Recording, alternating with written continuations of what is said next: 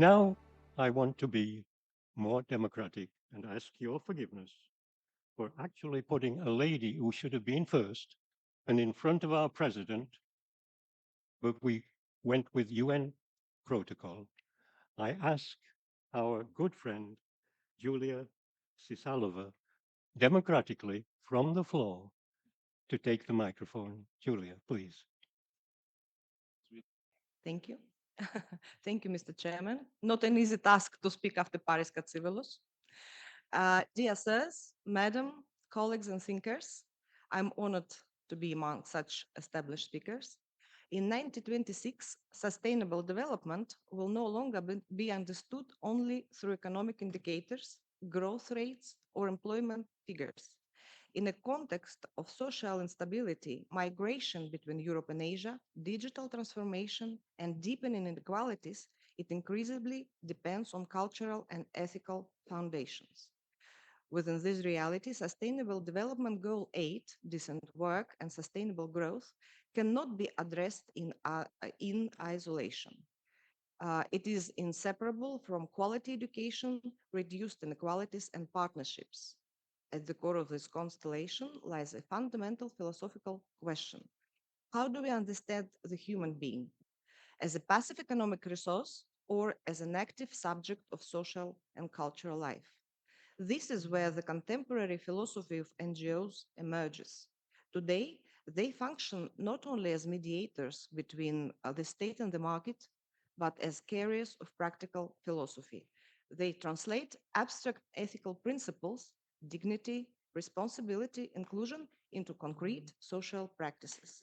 This role is particularly visible in trans-regional cooperation between Europe and Asia, where development work requires constant navigation between different cultural codes, institutional languages, and ethical frameworks. Philosophy, in this sense, provides the value-based grammar of sustainable development. But values become operational only through cultural awareness and intercultural competence. For NGOs, these competencies are not supplementary skills. They are core operational instruments. They enable trust and long-term resilience across diverse environments. This leads to a broader rethinking of economic logic itself. Sustainable development cannot be grounded exclusively in efficiency and growth. It must also be grounded in meaning, ethical responsibility, and human dignity. Cultural capital, intercultural literacy, and dialogue are therefore not secondary outcomes of development, they are its preconditions. In the 21st century, cultural awareness functions as a form of practical philosophy. The reflexive capacity to act responsibly within complex normative and institutional system. The absence of this capacity increases vulnerability in labor market, especially among immigrants, transnational professionals, and workers in cultural and creative industries, groups often addressed by the NGOs initiatives.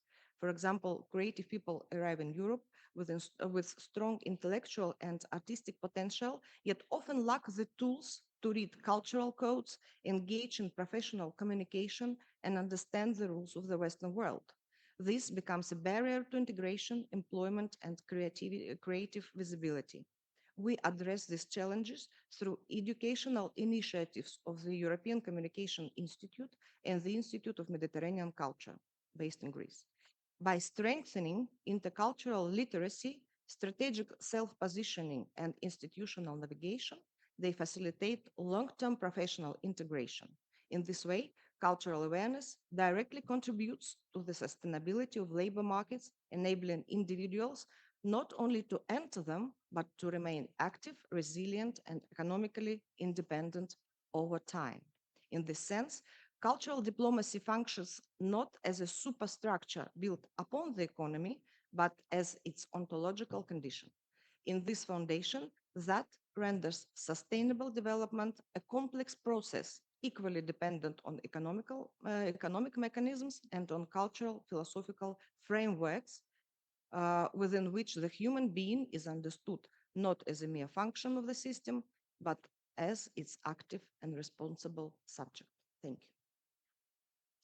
Thank you, Julia. I would just make one comment here and say that this is a very important contribution to the second panel.